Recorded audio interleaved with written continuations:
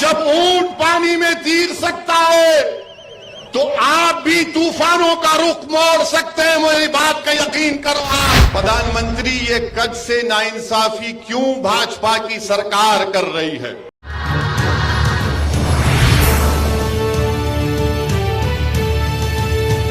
मेरा पहला सफर कच्छ में और यहां पर कच्छ में मेरी आमद, मुझे यकीन है कि इंशाअल्लाह ताला अल्लाह अपने फजलो करम से कच्छ को और तरक्की देगा, कच्छ में और अमन मजबूत होगा।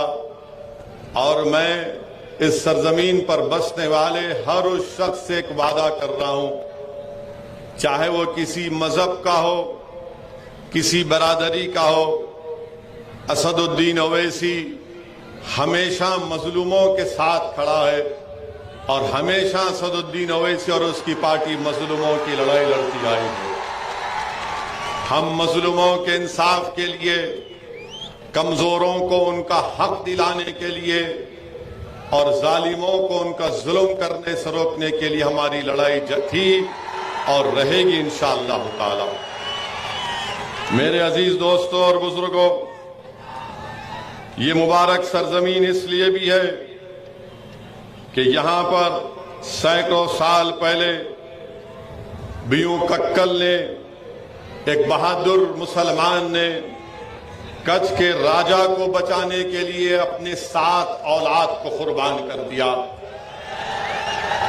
ये वो मुबारक सरजमीन है जहां पर 18वीं सदी में सेनापति फतेह मोहम्मद की सरजमीन है।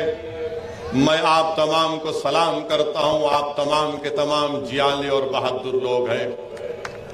ये मुबारक सरजमीन है जिसने अंग्रेजों के खिलाफ महात्मा गांधी और मौलाना अबुल कलाम आजाद के साथ क्विट इंडिया मूवमेंट का नारा अगर किसी ने दिया तो यही कच्छ की सरजमीन पर बसने वाले और कच्छ से ताल्लुक रखने वाले यूसुफ मेहर अली ने दिया था। मैं आपको मुबारकबाद देता हूं कि क्विट इंडिया मूवमेंट का नारा आजादी की लड़ाई में एक अहम मोड़ साबित हुआ।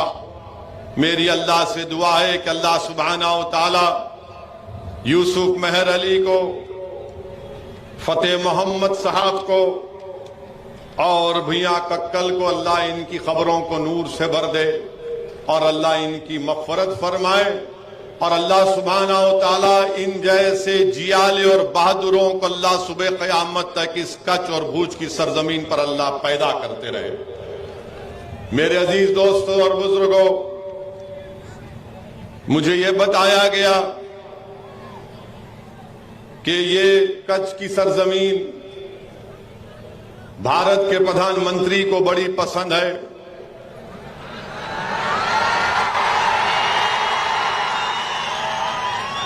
आप लोगों का इस तरह का रिएक्शन देखकर मुझे समझ में आ गया आप क्या कहना चाहते हैं। देश के प्रधानमंत्री को ये सरजमीन बड़ी पसंद है और ये मीडिया के लोगों ने मुझे बताया, क्योंकि मेरी हर तकरीर के बाद मीडिया के लोग बोलते ओवैसी भड़काऊ भाषण दिया,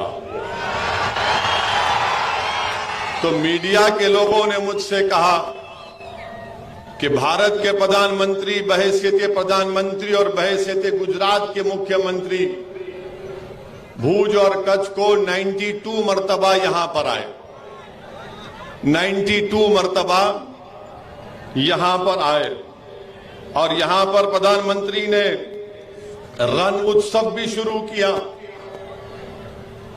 हम प्रधानमंत्री की इस मोहब्बत का शुक्रिया अदा करते हैं, मगर मैं प्रधानमंत्री से ये पूछना चाहूंगा कि जब इतने मर्तबा आप यहां पर आए और आपको इस जगह से इतनी मोहब्बत है, तो देश के प्रधानमंत्री ये एक तरफा मोहब्बत नहीं होनी चाहिए। आपकी भूज और कच्छ से एक तरफा मोहब्बत है, ये वन वे ट्रैफिक नहीं होनी चाहिए। दो तरफा मोहब्बत होनी चाहिए आपको। और मैं इसलिए कह रहा हूं कि जब हम आज गोरावाली गए तो वहां पर मुझे यह बताया गया कि कच्छ के जो बन्नी का इलाका है, जो हमारे मवेशी पालने का इलाका है, एशिया का सबसे बड़ा ग्रासलैंड एरिया है और गुजरात का सबसे बड़ा डायरी सेक्टर है। और इस बन्नी इलाके में 19 ग्राम पंचायती हैं और करीब 55 गांव पर मुश्तमिल है। और यहां पर क्योंकि ज्यादा बड़ी तादाद अल्पसंख्यक समाज के मुसलमानों की है और वो मवेशी हैं, गाय बैल और भैंस को चराकर अपनी जिंदगी गुजारते हैं। देश के प्रधानमंत्री को मैं बताना चाह रहा हूं कि ये एक तरफा मोहब्बत कैसी आपकी है। देख लीजिए आप कि आपने डांग के इलाके में फॉरेस्ट एक्ट को हटा दिया, मगर यहां पर बन्नी के इलाके में यहां पर आज भी वो एक्ट का लुज़ूम है। यहां की ग्रासलैंड सबसे बेहतरीन है मवेशियों के लिए। अगर डांग में आपने ऐसा काम किया तो फिर आपने सरजमीन पर क्यों नहीं किया प्रधानमंत्री?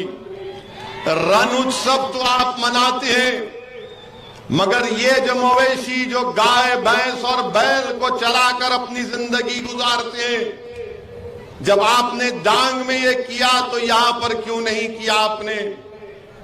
अब मीडिया के लोगों से मैं पूछना चाहता हूं, जो मुझे बार बार देश के प्रधानमंत्री और बीजेपी के इशारे पर मुझ पर इल्जाम लगाते रहते हैं, ओवैसी ऐसा बोला।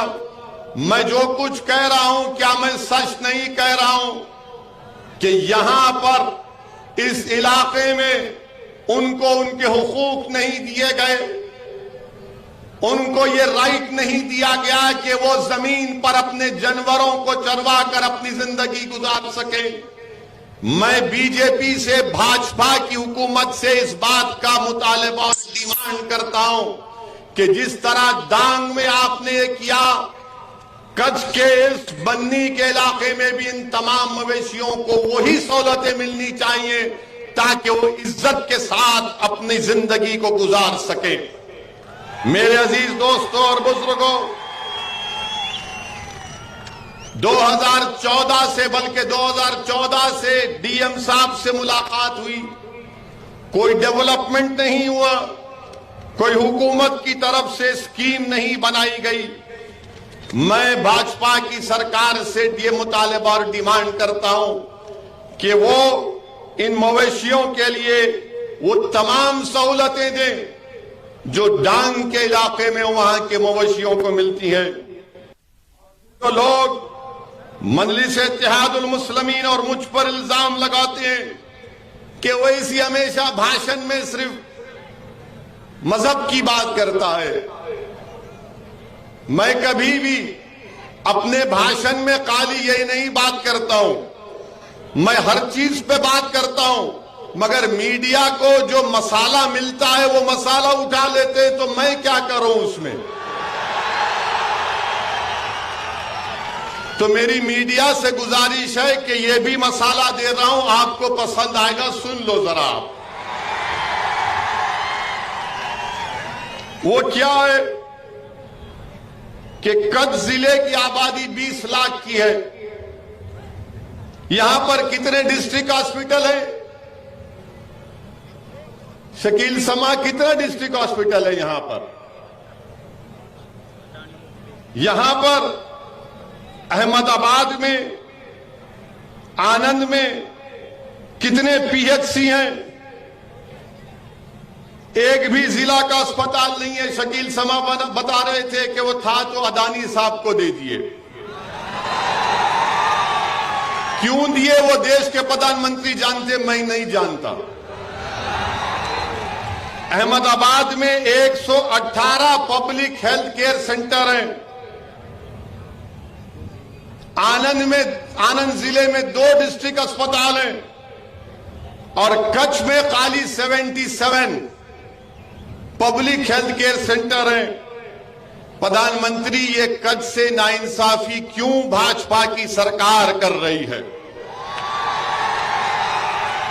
दूसरी बात कि कच्छ की जो जबान है वो मुख्तलिफ है, बड़ी मीठी है, बड़ी प्यारी है। उसकी हिफाजत करने के लिए देश के प्रधानमंत्री को यह चाहिए था कि इसको संविधान के आज शेड्यूल में शामिल किया जाता, ताकि आने वाली नस्ल कच्छ की जबान की मिठास को महसूस कर सके और उसको जिंदा रख सके। इसीलिए मैं आज इस बात का देश के प्रधानमंत्री से ये डिमांड कर रहा हूं कि कच्छ की जबान को भारत के संविधान के 8वें शेड्यूल में शामिल किया जाए। भारत के प्रधानमंत्री 92 टाइम्स कच्छ को आए। कल्पासर पानी का प्रोजेक्ट 20 साल से चल रहा, मुकम्मल नहीं हो रहा। हम देश के प्रधानमंत्री से ये डिमांड करते हैं कि कच्छ में जो पीने के पानी की और पानी की किल्लत है उसको दूर किया जाए। बल्कि मैं तो आगे बढ़कर कहता हूं कि भारत के संविधान में आर्टिकल 371(2)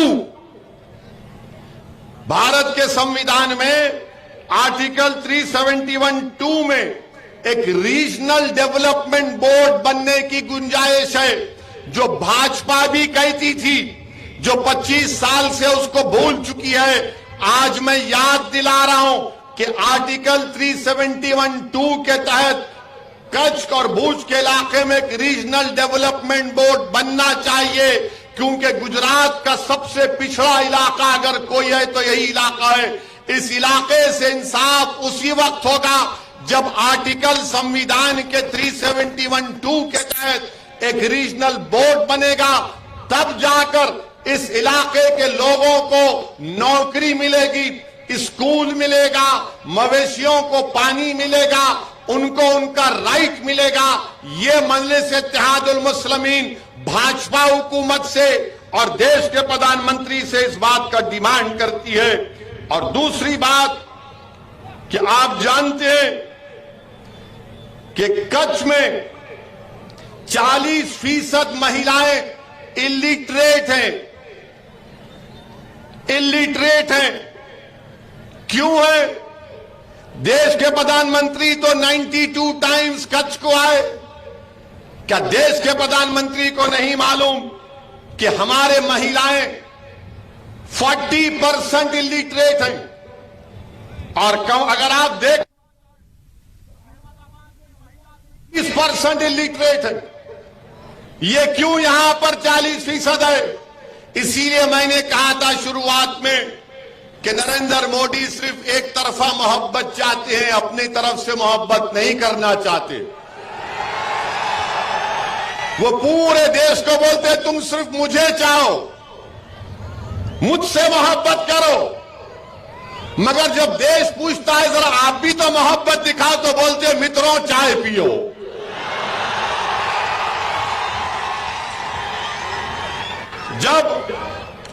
अच्छा अब आप ये बताइए कच्छ में कितने बच्चे ड्रॉप आउट रेट है? 26% ड्रॉप आउट रेट है। अब ये भड़काऊ भाषण तो नहीं है मीडिया वालों, ये भड़काऊ भाषण नहीं है। 26% ड्रॉप आउट रेट है। इसमें सब है, हिंदू है, मुसलमान है, दलित है, बैकवर्ड क्लास है, सब इसमें शामिल है। 26% ड्रॉप आउट रेट है। यानी 4 बच्चों में से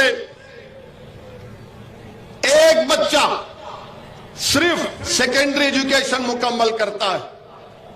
इसका जिम्मेदार कौन है? क्या इसका जिम्मेदार ओवैसी है? इसके जिम्मेदार भाजपा की सरकार है। और वही साबरकांता में चले जाइए, सिर्फ 6% बच्चे ड्रॉप आउट रेट है और कच्छ में 26% ड्रॉप आउट रेट है। अब आप बताइए भड़काऊ भाषण कौन दे रहा है? मेरे अजीज दोस्तों और बुजुर्गों, और फिर मैं ये भी बताना चाहूंगा कि जब नरेंद्र मोदी गुजरात के मुख्यमंत्री थे तो उन्होंने कच्छ के लिए उस वक्त की यूपीए सरकार से लड़कर एक स्पेशल इकोनॉमिक जोन यहां पर लिया था ताकि यहां के हैंडीक्राफ्ट को, यहां के आर्टिजन्स को फायदा हो सके। बल्कि इलाका की निशानदेही कर दी गई थी मोती चिराल गांव में। अब प्रधानमंत्री बने तो एसीजेड गायब हो गया कच्छ का। क्यों प्रधानमंत्री? क्या ये वन वे लव नहीं है? मेरे अजीज दोस्तों और बुजुर्गों, फिर वहीं पर आप जानते हैं कि इस इलाके के जो ऊंट हैं, दुनिया के कोई ऊंट पानी में तीर नहीं सकते, कच्छ के ऊंट पानी में तीर सकते हैं। यह भी भड़काऊ भाषण तो नहीं है, सिर्फ यहां के ऊंट ही पानी में तीर सकते हैं। तो मैं आपसे कह रहा हूं, आप तमाम से गुजारिश कर रहा हूं, जब ऊंट पानी में तीर सकते हैं तो क्या कच्छ की सरजमीन पर मंजलिस को आप कामयाब नहीं करेंगे? जब ऊंट पानी में तीर सकता है तो आप भी तूफानों का रुख मोड़ सकते हैं। मेरी बात का यकीन करो आप, क्या आप तूफानों का रुख मोड़ेंगे? ऊंट तो पानी में तीर रहा है तो क्या आप आगे नहीं बढ़ेंगे मजलिस का परचम लेकर? आप आगे बढ़ेंगे? आप आगे बढ़ेंगे? क्या मजलिस को कामयाब करेंगे? क्या 6 विधानसभा पर मजलिस के उम्मीदवारों को वोट देंगे? अब वो ऊंट भी सुनकर खुश हो रहा होगा कि चलो मेरा तीर ना नजर आ गया इसको। कच्छ में बेहतरीन कालीन बनाया जाता, कारपेट। क्या गांधीनगर में बैठा हुआ कोई आदमी कालीन बना सकता? नहीं बना सकता। यहीं के लोग कालीन बनाते हैं। मैं आप तमाम को सलाम करता हूं।